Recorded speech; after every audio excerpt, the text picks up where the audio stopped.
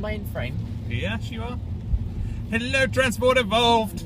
Hello, Transport Evolved. I've just had a bounty. It's very naughty. That's just terrible. I don't eat chocolate normally. I'm waiting to eat mine. I know. I was just really, really thirsty and hungry. I just had such an amazing time at the Model S. We've just returned the Model S, and now we're on our way back home. And I've lost 2 bars already. And we've lost 2 bars of range already. Oh dear, it's interesting handing that car back and going back to the Leaf. So we thought we'd do a video for you to see, so you could get a sense of what it's like going from something like a Model S back into a car like a Leaf. Yeah, and part of this is about us saying, are you going to let me in? It's London drivers. It's London drivers. Everybody wants you. Where was I? It's something that we might do in the future with cars. The idea being that we can essentially say, you know, loads of things about the car when it's shiny and new and we're driving it, but when we give it back, there are things that may or may not sort of stay in our... Yeah, and be reiterated or reinforced by driving a different car. I mean, one thing that struck me very much getting into this car after having driven the Model S for 3 days is I feel like I've got so much more room around my head. Yes. And it's quite refreshing, actually. Yes. And we talked a little bit about how, before we brought the car back, sorry, I've got some chocolate in my lips. We talked about how it's almost like putting on a pair of sensible, comfortable, familiar shoes or slippers at the end of the day, and or getting, you know, putting on your favourite shirt, or getting in your own bed after you've been away on holiday or whatever. And these aren't negatives about the other object or other car. This is positives of the car we're in now. This is definitely us going, this is how it would feel for us. This is how it's felt for us getting back into the Leaf. And there are some aspects of the Leaf that I think have now been accentuated a bit, having been in the Tesla. Yeah. One of them being the nice light steering. Yeah, see, well, this is interesting because we had a conversation about steering when we reviewed the newer model Leaf. And we said it was and nicer. you said well, you quite liked the heavier steering, whereas I very much like the light feeling of EVs. And it's something you don't quite get with the Model S, even on its lightest setting, which is nice and light. It's not quite as light as this. But I mean, I just like this. The wheel is a bit smaller. Yeah. Everything feels closer. It might be just because it's set the way I like it. Yeah. And because it's a right-hand drive and it feels more natural to drive. But there are, you know, and also I love the little touchscreen, and it's nice and small, and it's... That's it. I didn't think, if you had asked me after being in the Model S to estimate the size of the Leaf's screen, I wouldn't have guessed that small. And I own this car. That's what's it. But that is now tiny. That might as well be a mobile phone. It's really weird. Well, I mean, that's about the same size as the... Well, hang on. Where's my... You took my Kindle, didn't you? It's in the back. It's actually smaller than the Kindle. No, it's about the same size as my Kindle screen. Oh, yeah, it's the Kindle screen, yeah. So it's a Kindle, if you turn the camera around, then people can see the Kindle screen. So it's that size. Yeah. Compared to the Model S, which is like that size. Which is a desktop monitor size. Yeah. I mean, if you think about 17-inch touchscreen display, you know, if you buy a 17-inch laptop, well, most people don't do 17-inch laptops. I think Dell do a couple, Samsung might do one. Yeah. But, you know, 17-inch laptops used to be the be-all and end-all. But now everyone's gone into this kind of miniaturization thing. The smaller is better, yeah. Whereas it used to be massive. And that's not to say that I didn't enjoy the screen estate on the Model S, because I thought the screen estate was lovely. And the touchscreen was beyond awesome. And it really was lovely. Really lush. Very easy to use. Very intuitive. I thought it was really great. The other thing that strikes me getting back into this car is, and I don't know whether it's because we didn't have enough time to learn how to use it properly in the Model S, but the sat-nav in the Model S.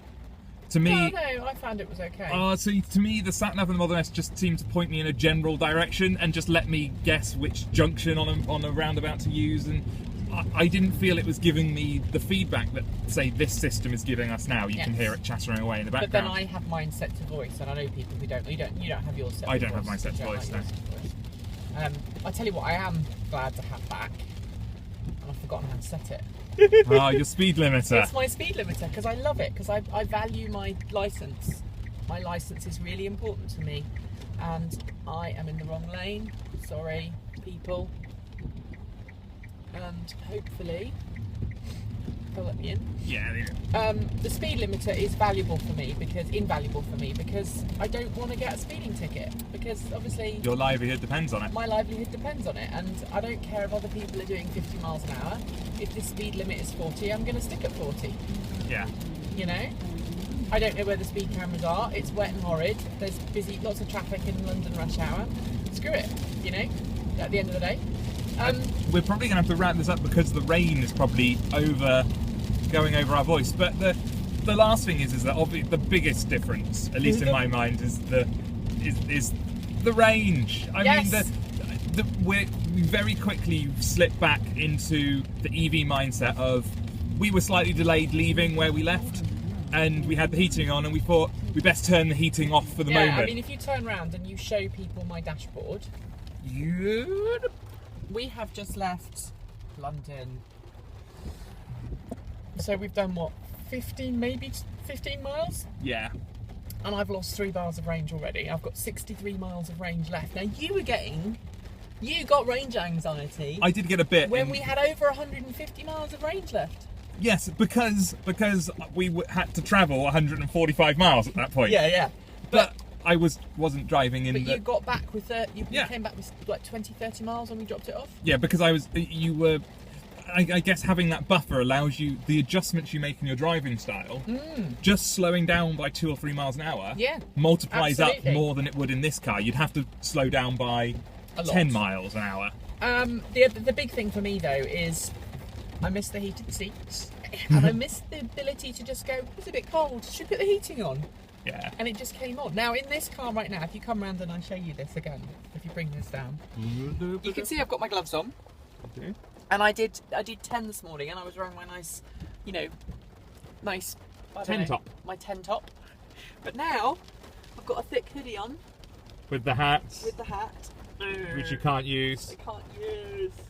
Got my nice it's inside hoodie. out this way. There we go. Got my nice hoodie on. I've got 2 pairs of socks on. I'm wearing boots with 2 pairs of socks because I knew I was going to be coming back, and I knew that the weather was bad. Yeah, this is the weather and the traffic. And it's forecast to be like this all the way back to Bristol, which is about, another 2 hours drive? Yeah. Maybe 3 by the time we put charging in.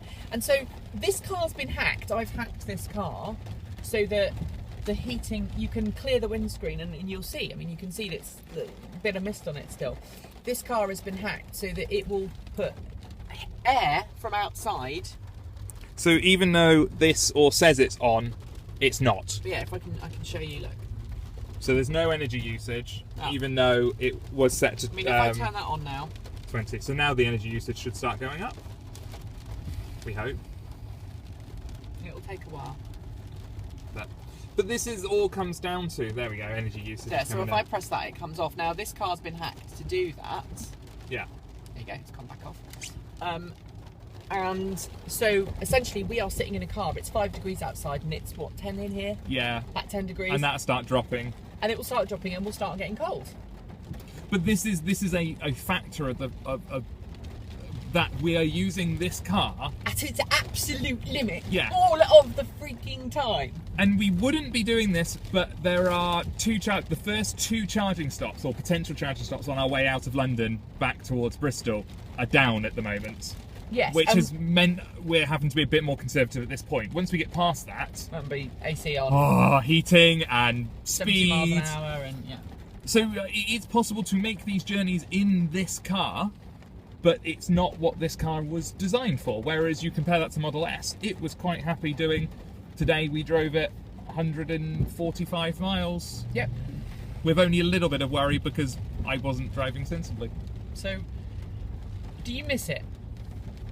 Yes, I do. Would I buy one? No. No. I miss it, but I miss the range and the luxury. I don't miss the power. I thought I would be completely... And lots of people going, oh yeah, I bet you really wanted the power. I bet you really wanted it to, accelerate all the time. And yeah, I probably floored it, 4 or 5 times. But every time it was someone new in the car. Yeah. You show it off once or twice. And it was for them. It wasn't for me.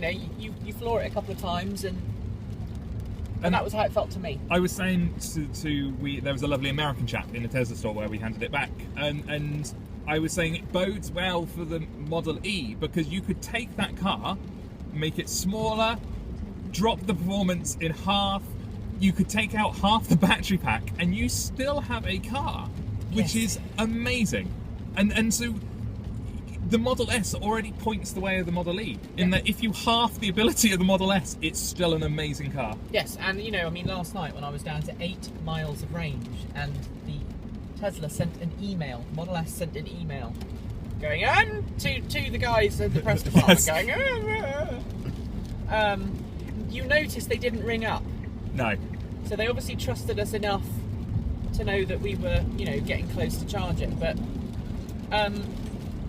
the whole concept of low power in the Model S is 160 kilowatts. Yeah, which is twice what the motor in this is giving us.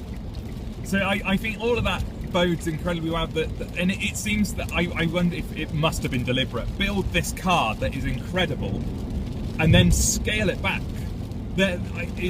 I'm so excited. That car has made me more excited for the Model E, and more excited for electric vehicles in general. Because you know what, every electric car that we've driven to date that has an eco mode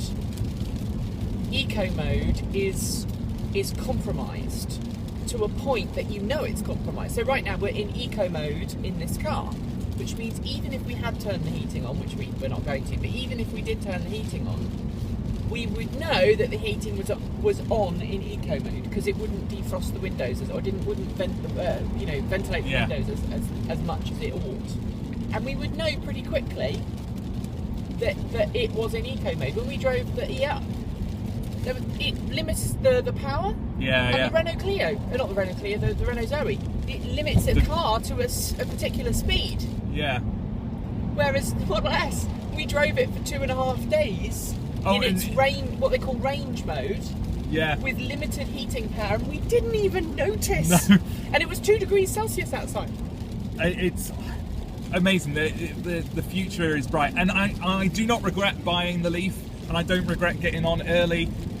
But what's going to come is going to be amazing. And we've both talked about, wow, does that change how we feel about future cars? And we had a really interesting conversation earlier on where we said if the Nissan Leaf came out with a 150-mile range car that charged a bit quicker, we'd probably stick with it. Yeah. And because that would be better suited to our daily needs than a Model S or a Model E or a Model X. Yeah. But obviously if they changed, those things changed and our income changed and... Yeah, the Tesla is an aspirational brand. Yeah. And I think it will always exist as an aspirational brand. The BMW and the Mercedes of the EV world. Yeah. But that doesn't mean there isn't a place for the Nissans and the Mitsubishis and the VWs. And even the Skodas and the Saabs. You only have to look at the impact that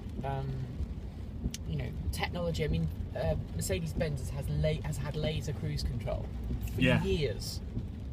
For more than a decade, I think. Laser cruise control in cars, and now you're getting run-of-the-mill brands. And Toyota's got some. And I don't want to make Toyota feel like a run-of-the-mill brand, but you know what I mean. It's a different price point. So it's very interesting. It's very interesting indeed. We should go. Because the weather's absolutely atrocious and I need to concentrate on driving. And we will upload this video as a little extra. As an extra, which we'll do tonight. So it'll be an extra post for us. You won't have seen our charged up yet. No. On the Tesla Model S. But we'd like to hear from you if you have stuff that you'd like us to do with the charged ups. Now, the charged up for the Model S is going to be slightly different because we only had 2 hours to film it.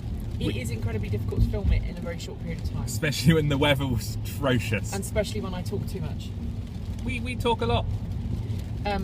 But if there's something you'd like to see us do in the videos, let us know, because we're kind of carving ourselves a niche here in the world, in the YouTube-ness. We want to know what you think. So get in touch. Let us know. show@transportevolve.com. There's a British Airways thing there. How on earth do they get the aeroplanes in and out, Mark? Dirigibles. British Airway dirigibles that no one has seen. Steampunk dirigibles, but when? Goodbye, everyone. Bye.